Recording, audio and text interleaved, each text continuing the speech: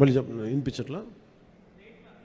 రేట్ల విషయంలో cinema tickets రేట్ల విషయంలో ఖచ్చితంగా నేను నష్టపోయాను, నిర్మాతలు నష్టపోయారు. ఒక ₹5 రావాల్సిన చోట రూపాయి వస్తుంది, దట్స్ ఓకే అనుకున్నాం. భగవంతుడు ఈరోజు మనకి ఇచ్చిన రూపాయితో తృప్తి పడదాం, ఖచ్చితంగా నష్టపోయాం. But that's okay. ఎందుకంటే వాళ్ళు వచ్చిన సంస్కృతి ఎలాంటిది, ప్రత్యర్థికి కోపం ఉంటే చీని చెట్లు నరిగేయటం, బత్తాయి చెట్లు నరిగేయటం ఆలోచన విధానం. అలాంటి వాళ్ళకి ఆర్థిక మూలాల మీద కొట్టడం సహజం. కాబట్టి అది మనం యుద్ధంలో దిగాం కాబట్టి, మనం పొలిటిక్స్లో ఉన్నాం కాబట్టి part and parcel, that's will take it forward. దాన్ని వెనకడిగే తీసలేదు, దాన్ని part and parcel, we have to accept it.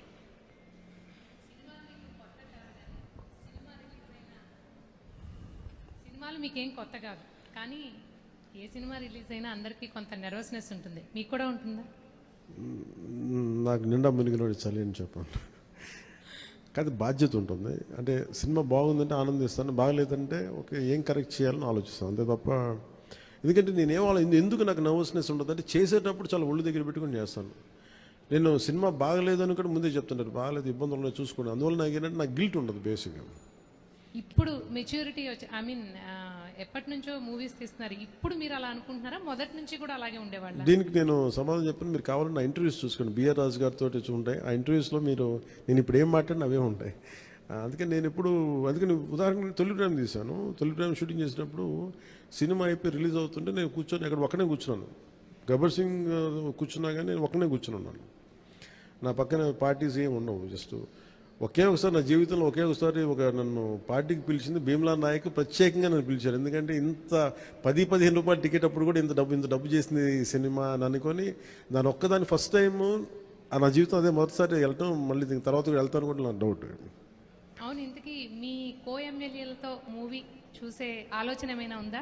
మీ ఎమ్మెల్యేలతో మూవీ చూసే ఆలోచన, ప్రపోజల్స్ ఏమైనా? నేను ఎప్పుడు అట్లా ఆలోచించలేదండి. అసలు మీరు చెప్తే ఇప్పుడు ఐడియా వచ్చింది, బాగానే ఉందనిపిస్తుంది. ఎందుకంటే అసెంబ్లీలో సగం మంది మీ ఫ్యాన్సే కదా. మేబీ మా ఎమ్మెల్యేస్ అందరికీ, మా కూటమి ఎమ్మెల్యేస్ అందరికీ ఖచ్చితంగా దీన్ని ప్రత్యేకమైన షో అయితే వేస్తే వాళ్ళు కోరుకుంటే ఖచ్చితంగా, అంటే నేను ప్రమోట్ చేసుకునే ఇబ్బందిగా ఉంటుంది కానీ ఖచ్చితంగా వాళ్ళందరూ అడిగితే మన హరిప్రసాద్ కానీ ఖచ్చితంగా I think will organise an exclusive screening for them. అందరికీ మనసులో ఉంది కానీ బయటకు అడగలేకపోతున్నారు. సో మీ ద్వారా వచ్చింది కానీ ఖచ్చితంగా నేను అడ్రస్ చేస్తాను. Thank you.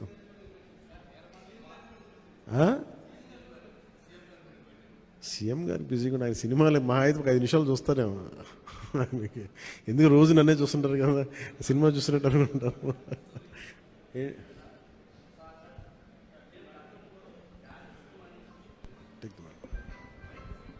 హలో, జానీ సినిమాని గతంలో మీరు డైరెక్ట్ చేసి ఆ టైంలో కొంత ఫ్లాప్ అనే ఇబ్బందికరమైనటువంటి వాతావరణాన్ని కలిగించుకున్నారు.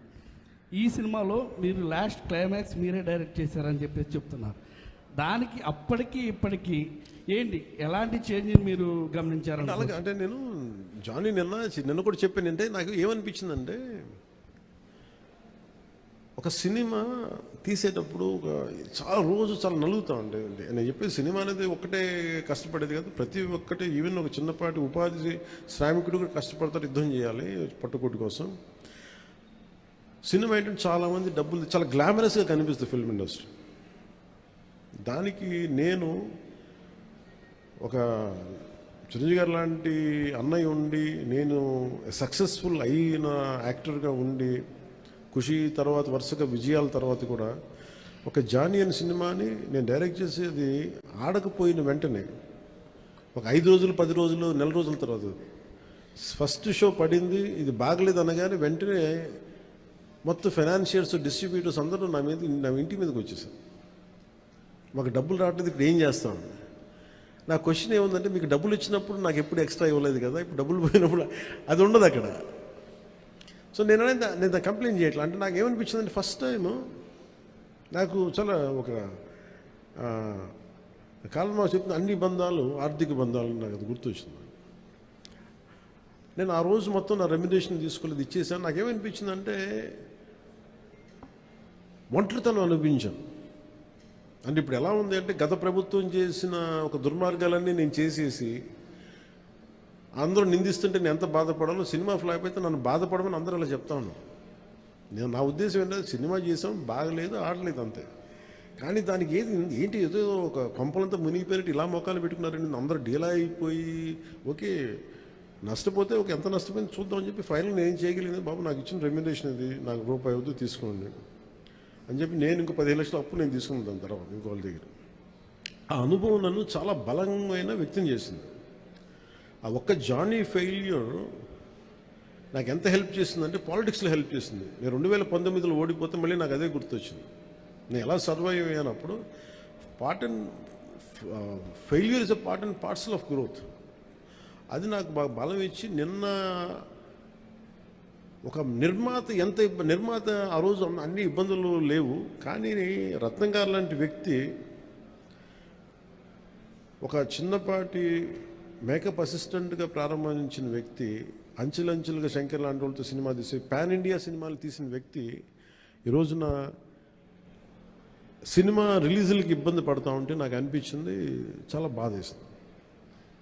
ఇది నాకు అందుకే నేను దగ్గరుండి ఈ సినిమాని ప్రేక్షకుల దగ్గరికి తీసుకెళ్ళాలనేది నిర్ణయించుకున్నాను.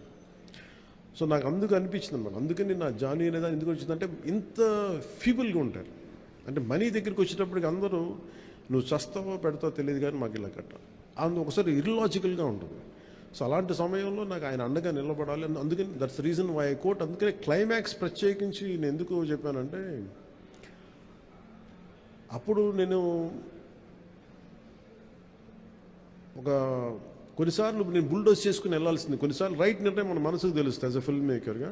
కొన్నిసార్లు పక్కన వాళ్ళు మాటలు నేను అసలు ఎప్పుడు పక్కన వాళ్ళు మాటలు విన్నాను. కానీ ఈ ఫిల్మ్కి వచ్చేటప్పటికి ఈసారి ప్రత్యేకించి ఎట్టి పరిస్థితుల్లో నేను పాలిటిక్స్లో ఉన్నాను, సినిమాలు బాగా చేయడేమో అన్న సందేహం ఎక్కువ మందికి ఉంటుందని చెప్పి ప్రత్యేకించి శ్రద్ధ పెట్టి చేశాను.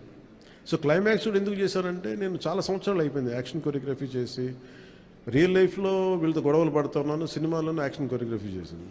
సో ప్రత్యేకించి ఆ particular episode it's close to my heart. చిన్నప్పుడు ఎప్పుడు పుస్తకాల్లో చదువుకున్నాం, హిందూగా బతకాలంటే జిజియాపుని కట్టాలి. సో ఆ బాధ ఏదో ఉండిపోయినట్టుంది ఎక్కడో. సో అది ఆ వెంటౌట్ తీసుకున్న అవకాశం దొరికింది, ఐ యూజ్డ్ ఇట్ అంతే. సార్ మనం చూసుకున్నట్లయితే లేదు తీసుకుని సార్ అన్నీ బాగుంటే తీసుకుంటాను. మనం ఈ మధ్యకాలంలో చూసుకున్నట్లయితే నిర్మాతలకి కొంతమందికి మాత్రమే థియేటర్లు ఉండిపోయినాయి, వేరే వాళ్ళ సినిమాలకి ఇబ్బంది పడుతున్నారంటూ కూడా కొంత కాంట్రవర్సీ వచ్చినటువంటి పరిస్థితి సినిమా పరిశ్రమ విషయంలో.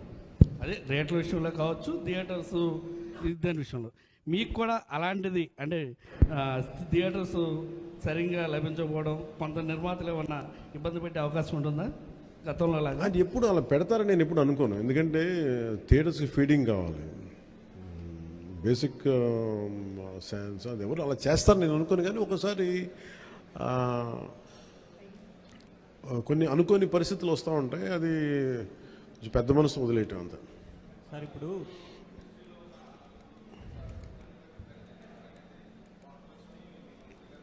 నేను ఎప్పుడు అనలేదు ఆ మాట. నేను అన్నారా, రాశారా? Okay, welcome. So thank you sir. Ma'am, this movie is going to be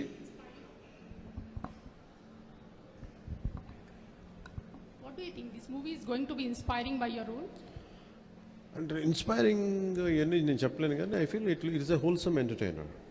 once you get in to screen it will entertain you, it will hold on to you, and it will, well, by the time you come out of theatre, you'll feel good about the film. That's what I felt. Maybe I hope the experience will be the same to everybody. Yes sir. Part 2 20% shooting చేసాం. We had done 20 to 30%.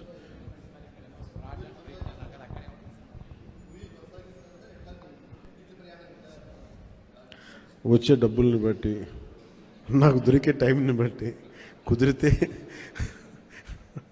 భగవంతుడి ఆశీస్సులు అన్ని కుదిరి. Sir ఏంటి sir, చిత్ర పరిశ్రమ ఎక్కడున్నా అది ఉన్నది.